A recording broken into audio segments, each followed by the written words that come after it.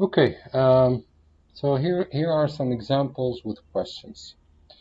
There's a study that is well known. It's called the British Doctor Study. It went on from 1951 to 2001. Researcher wrote to all registered physicians in UK. They received a very large sample size of 40,000 plus, and they were all physicians. They asked them, do you smoke? They asked them if they take aspirin, among a number of other things. So, is this study considered experimental study? The answer is no, because they didn't do any type of intervention. They were just observing what British doctors were doing. Another also very well-known study is called the Nurses' Health Study, and that study enrolled about 120,000 married female nurses, and they were classified as either using oral contraceptives or not, and they were followed for 2 years. And also, the outcome, the dependent variable, was if cancer occurred and if cardiovascular diseases occurred. So the exposure or the independent variable is oral contraceptives. Uh, so is this study experimental study or not? The answer is no, it's not, because these nurses were deciding on their own whether they were using oral contraceptives or not. There was no intervention, it's purely observational.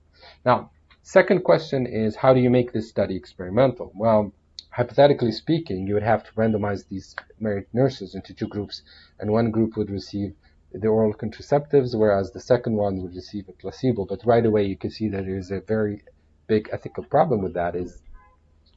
And you can imagine a nurse enrolled and she doesn't want to get pregnant and she receives the placebo and therefore she ends up being pregnant. It's not practical, it's not ethical. You cannot do it experimentally. The third study here is called the Women Health Initiative. Again, it's a very large, well-known study. It was started in 1991. They recruited 160 plus generally healthy post-menopausal women. And the outcome of interest, yani the dependent variable, was cardiovascular diseases, cancer, and osteoporosis. Now, women were randomized, and here's your keyword, they were randomized into either receiving estrogen, progestin group, conjugated estrogen, calcium and vitamin D, or placebo. The overall finding was that they found out that there is an increased risk in CVD and cancer associated with the use of estrogen. Whereas there is a decreased risk in fracture. So the questions, is this study experimental or not? Yes, it is experimental because they randomly allocated women into treatment versus no treatment. And the fact that there is more than two groups is not a problem. You don't have to have two groups. You can have multiple groups, and therefore you can have multiple treatment and multiple control for the fact, because calcium and vitamin D is some sort of a control group. Placebo is also a control group, whereas estrogen progestin is one exposure, one treatment arm, and the conjugated estrogen is another treatment arm. Okay, so the second question, can you identify the all three criteria? So going back to the slide, remember the three criteria is intervention, control group, and randomization. Was there an intervention? Yes, there was. The intervention was either estrogen or conjugated estrogen, or calcium and vitamin D, if you want to consider it as an intervention. So you have different types of intervention. Was there a control group? Yes, the placebo group is a control group, obviously. Now, if you consider calcium and vitamin D as another control group, you can also consider that as a control group. And number three, randomization, where they put into the four groups randomly. And the answer is yes. So yes, it's a full experimental study. Here's another study. It's called the Breast Cancer Surgery Rationale. Radical mastectomy was the standard procedure, but it removes lymph nodes and muscles in addition to tumor. Two clinical trials were done to compare the outcome of radical mastectomy to limited resection. And limited resection, they don't remove as much of the organ. They just, they remove the lymph nodes, trying to leave the breast as much as possible as intact. Participants were randomly allocated into two groups. There was a 5-year follow-up, and what they found out is that after 5 years of follow-up, there was the same rate of reoccurrence and mortality rate between the two groups. So what do you conclude? Do you conclude, would you recommend limited resection, or would you say, let's stick to radical mastectomy? And the second question is, what is the control group? Well, here women were randomized into either the new methodology, the new medical technique, which is limited resection, and the compare group was the traditional way of doing the surgery, which is the radical mastectomy. And obviously, since there is the same rate of reoccurrence, same rate of mortality rate, then there's no need to have such a drastic measurement of treatment. But by the way, I was going to ask here if you can double blind, but that's too early for talking about double blind. We'll talk about it later on. Okay, now one final example is called an example of preventive trial, and this study comes from the 80s. The agent, the exposure, the independent variable is a cholesterol lowering drug, which is called cholestyramine, and the outcome, the dependent variable, is coronary heart diseases. The sample size was 3,800 plus men with elevated cholesterol. They were randomized into active drug versus placebo, and after 10 years of follow-up, the drug group experienced CVD at 19% lower rate than placebo. Therefore, the conclusion that the drug prevents the outcome, and therefore it was recommended to use this drug. Okay, so we talked about the three criteria. We talked about the intervention, the control, and the randomization. Now let's talk about what are the different designs that are considered full experimental design. All right, so the first full experimental design is the basic one, and it's called the after only one pre and post test. So here's the basic designs, and this is called after only, and it's called after only because the only time you're doing an observation is after the intervention. So here's the randomization happening here. You're putting your two groups into intervention and into control. You're not doing any kind of observation. You're just introducing the X, which is the intervention, in the experimental group.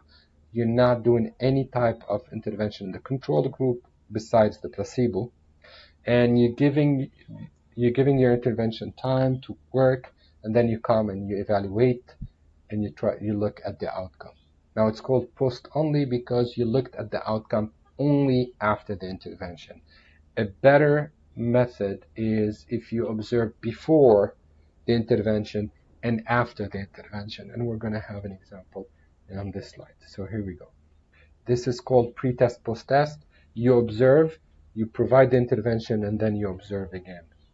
So for example, let's say you're trying to do an intervention on pain, and you're putting your participants into two arms. One is going to receive the treatment and another one is going to receive the placebo.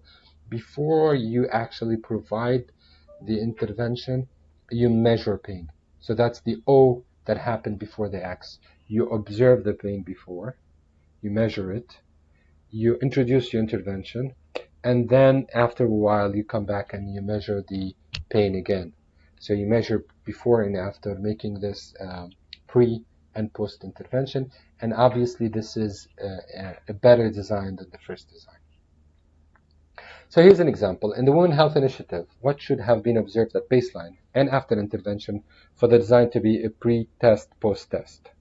Was it the CVD, cancer, and fracture? Was it the estrogen, progesterone, diet, and vitamin, or was it age?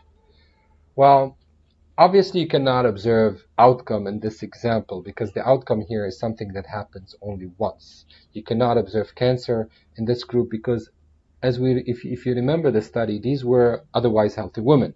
So your starting point were healthy women. Some of them are going to get the treatment, and some of them are going to get the placebo. Therefore, the outcome hasn't happened. You cannot observe the outcome before. Whereas the example I gave a moment ago, which was about pain, well, the outcome was occurring and you were trying to reduce it. So in this situation, you can measure the outcome before you introduce the intervention. So what can you observe in the Women Health Initiative? Well, it wouldn't be a bad idea if you measure age, if you measure socioeconomic status, if you measure education. You can measure a number of things. Knowing that randomization should render them equal among the four groups, but just to make sure, keep a track of these measurements. Make sure that your groups are actually going to be equivalent. Okay, so the full experimental design and then after only, which I talked about briefly, the pre-test, post-test, we still have two more design, the factorial design and the repeated design. So what is the factorial design? Basically, a factorial design, you're doing two interventions at the same time. And while doing the two interventions, you're trying to see what is the effect of intervention, first intervention, the second intervention, and the combination of both.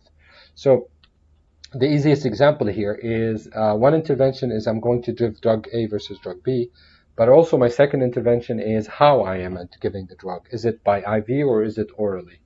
And I'm interested to see if that is going to make any difference. So here's how my design is going to look like. I have A and B on one side, oral versus IV on another side. And since the first intervention drug has two options and the second intervention oral versus IV also has two options, that creates four possible combinations. And therefore, when you're going to randomize your participants, you're going to randomize them into these four possible combinations. And that is called a factorial design. Now, a factorial design, what does it do? It answers three types of questions. Two questions are called the main effect, and one is called the statistical interaction, also sometimes referred to as the moderator effect. So basically, شو معناتها? Well, the first question it's going to answer is whether drug A is better than drug B. The second question is going to answer if oral administration is better than IV. And the third question it's going to answer is, well, with the answer one depends on answer two. يعني هل يا ترى drug A is always better than drug B regardless how you administer it, or does it depend on how you're going to administer it? And to help you understand, look at the second slide here. The first example here, you have no interaction. You have the blue drug versus the red drug, and you have your oral on one side and the IV on the other side. And let's say higher values mean better results. Well, you can see that if you give it orally wala IV, it doesn't matter. The blue line is always higher than the red line. So it doesn't matter how you administer it. The blue drug is always better than red drug. Also, it doesn't matter which drug you're giving. IV is always higher than oral. So here you go. You have the answer for question one and question two, regardless of each other, and they do not do what we call statistical interaction. Whereas if you look at the second graph on bottom here, well, if I ask you which drug is better, the blue or the red, you can't say which one is better unless I tell you how we're administering the drug. If the administration is orally, blue is better. If the administration is IV, then red becomes better. Similarly, if I can only give the patient the IV drug, I cannot do the oral, then which drug would you pick? It has to be the red. It's not always the red. So IV versus oral depends on how you're administering the drug. Therefore, we're talking about what we call statistical interaction. And that can only be answered using a factorial design. So as we said, factorial design, we randomize people into 4 cells. And so basically, this is how you randomize. The last example of a fully experimental design is the repeated measures, and also called the crossover design. And basically, the idea is I'm going to use the same people as my intervention arm and as my control arm. And everybody in my study is going to get the treatment, and everybody in my study is going to get the placebo. Okay, so let me show you the design. Here we go. You start by randomizing into intervention and into control. The intervention arm gets the X, and they get the intervention. You observe, you see what happens, and then after a while you switch. Those that used to be your intervention arm become your control arm, and those that were your control arm become your intervention arm, and therefore the new intervention arm gets to receive the real drug, and you observe again. Okay, so that's a crossover design. Why is it good? Well, let's go back to slide back. Well, it reduces variability within subject. Every time you reduce variability within subject, what that does, it increases the power of your study. If the sample size determination based on powers said that you require 100 in every arm, then instead of recruiting 200 participants, you can only recruit 100 and use them both for your treatment and for your placebo. Therefore, you get a smaller sample size, but you do achieve the bigger sample size. What about carry over effect? Well, that's why you have the washout period. If you're worried that carry over effect might influence the results, then you have to have a washout period. Unless you are interested in the carryover effect. يعني let's say you're comparing two drugs. Let's say you're comparing Panadol versus Advil. And your research question is not really about which one is better, rather what sequence is better. Do I start with Panadol, then give Advil, or do I start with Advil and then give Panadol? In that situation, you don't need a washout. You just need to switch them without a washout, and ultimately you look at which sequence is a better sequence. Okay? So we have a small quiz. For each of the following, please indicate if crossover design can be used, and if so, would you be interested in carryover effect? Well, the first example is acetaminophen versus ibuprofen. I think this is the example I talked about. So here you may be interested in looking at the carryover effect. You may. If you're not interested, then give it enough wash out. So it is possible. You can do a crossover design. Now, CABG versus angioplasty. CABG, I think it's coronary artery bypass graft. No, you cannot do a crossover here. Once somebody received an intervention, you cannot cross them to a different intervention. Epidural versus breathing technique. Kamen, you cannot do the crossover because by the time you want to cross over, the woman would have had her baby, and there's no need to do any crossover. Amitriptyl versus manipulation. I think amitriptyl is some sort of an antidepressant drug, but it also was used to see if it reduces the symptoms from carpal tunnel, whereas the manipulation was some sort of massaging.